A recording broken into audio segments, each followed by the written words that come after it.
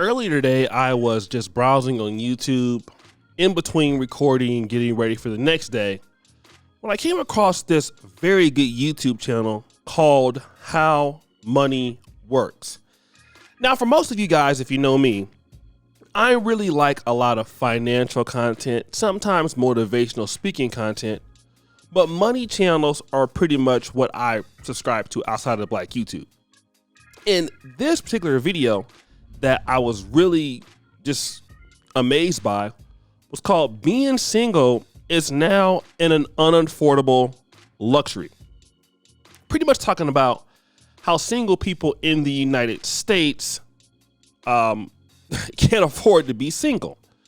I want to play an excerpt of that particular clip, and then I want to come back. Being single is becoming an unaffordable luxury for a lot of people. The cost of living is exploding right now, and without a partner to share the financial burden with, single people are financially falling behind their friends who are in consistent relationships. Being able to combine income and share expenses is only where the subtle advantages start as well. Multiple studies by world-renowned institutes in multiple countries have found that traditional married couples even earn more on average than people who are single. Interestingly, the reasons the researchers found for this pay gap were causal, which means that it wasn't just the richer people were more likely to get married. It means that being married on average gives people key benefits that lets them earn more money during their career. The gap between couples and singles is only growing to make matters worse, and the cost of dating is also increasing at an alarming rate. This means the financial benefits of long-term relationships are now, more than ever, disproportionately going to go to those people who are financially stable enough to be able to play the dating game. We must also remember that there are lots of people who want to remain single, and even more worryingly, there are lots of people that are in relationships that would like to get out of them if only they could afford it. The NLSY group that started being tracked in 1979 has shown that married men earn on average 44% more than men who are not married. This difference is even larger than the difference between men who did or did not get a college degree. People who have researched this trend have ultimately come up with 4 possible explanations. The first is simple sample bias, in that men who earn more are more likely to attract a partner and be able to pay for a wedding, which on average now can cost over $20,000, not including the engagement ring or traditional honeymoon. The second explanation is similar to the first, except that it doesn't require men to be wealthy to begin with. It instead suggests that men with more Puritan attitudes are both more likely to get married and work diligently in their careers, making more money than their casual peers who don't care about traditional values like marriage and never calling in sick.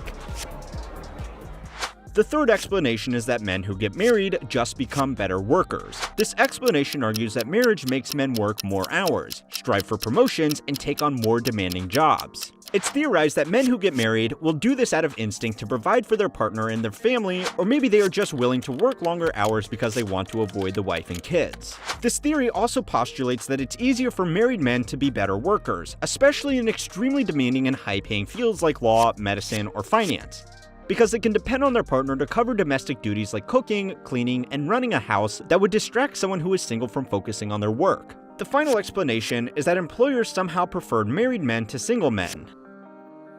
It's illegal to ask about marital status in a job interview, and it's definitely illegal to hire someone based on whether they are married or not. If they did, the Equal Opportunity Employment Commission could give them a very big fine. However, there are still benefits to be had in the workplace for a married man. Once someone is hired, their employers will find out if they are married or not, either through paperwork or even just casual conversations, and that's where the benefits start.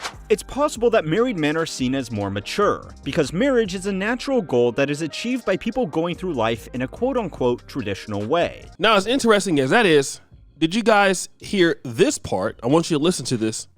The guy says that dating, listen to what I'm saying, is 40% more expensive than it was 10 years ago.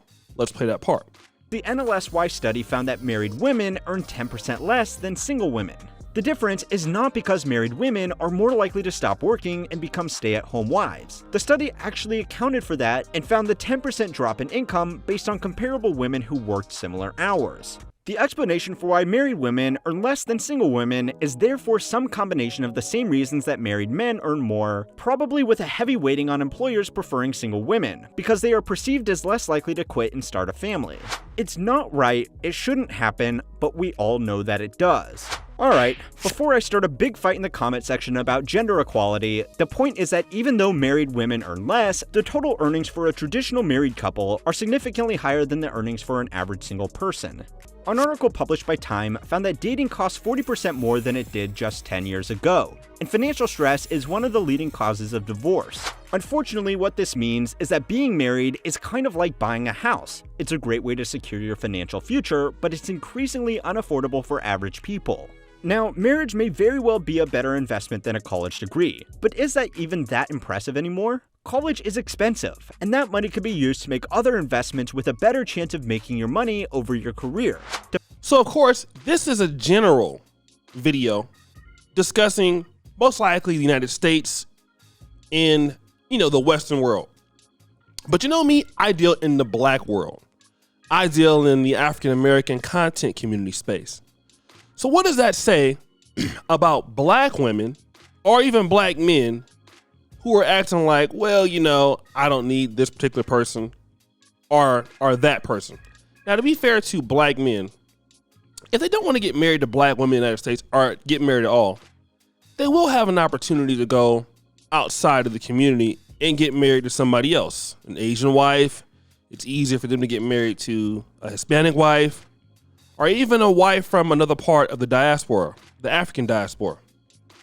Now, Black women also have that same ability, but it's much more difficult.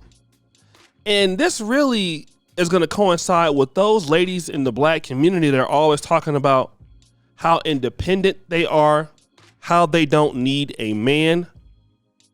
Those kind of talking points. I want to tell you this, even if you're a person that makes $500,000 a year, it's not a whole lot of money after you get taxed like 35% by the federal government, and then the state tax. Then you need year on year to invest, to save, to invest, to save. We just got to be honest. The economy is getting expensive. Like even in different places around the world. I was recently in Kenya. I think like bread rose like 40% within like 3 years, but salaries didn't increase at that time. And you see a whole lot of women in today's age acting as if they don't need men or if they don't want to be married and stuff like that. I understand that. That's great and everything. But what does your financial market say? What does your retirement say? And a lot of people don't understand that, and to be real, women have less saved for retirement than men do. That's on average true. And that's true also in the Black community. How much money do you even need to invest into your retirement plan? Like, that's something people don't even really think about. Retirement plans are not going to save most people.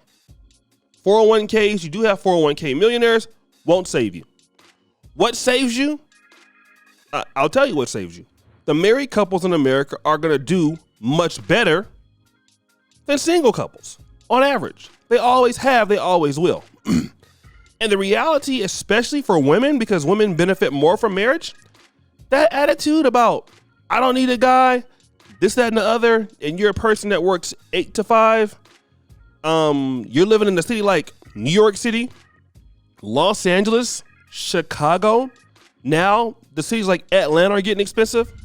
What you're seeing now from female professionals is that, number one, they do make more money than single women, which is like 10% more.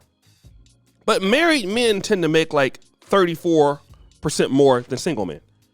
You combine that together, that's a whole lot of money together, isn't it?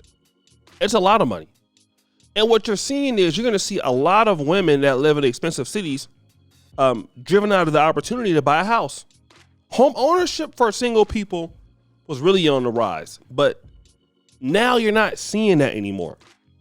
And this whole, like I said, antagonistic behavior towards men and being in relationships with men, all you're going to see is are these particular people going to the state and asking for help. We've seen that already in California. We've seen plenty of single moms asking the state for more money as they take care of their kids. But you wouldn't need to do that if you had the husband that was there. And that actually would be better for the economy, because we take that money that we're giving, let's say, to single people, and that could be men and women, and with food stamps or whatever, and that money could be invested into infrastructure for the country. That could be towards something else. Yeah, I don't know about defense, but you could put it there, education, things like that. But you just can't get around it. A lot of this attitude that independent women are talking about online, it's not showing up in the bank accounts. Like when you hear these things like, black women are more educated than X, Y, and Z. Black women are educated than X, Y, and Z. They're the most educated. But is it translating into being the most wealthy of every group of women? And that's where it doesn't translate. It doesn't translate into having the most money in your IRAs, the most money in savings, the most money in investments. It doesn't translate into that. And that's the one thing that matters as you get older in life. How much money do you have saved toward retirement as one vehicle? How much money do you have in investments as another vehicle? Real estate as another vehicle. How long or older are you going to be able to work as another vehicle? And oh, by the way, what kind of community are you in? Who is your husband? Who is your wife? Those are the other vehicles that are going to play out in today's world. We don't want to talk about that, but we can't get around the fact that women need men more than they think. Well, guys, what do you think? It's your boy, O'Shea Duke Jackson, back at it again with another episode of The Celebrity Junk. Pretty sure for all that you do, subscribe, hit the bell. I'm out.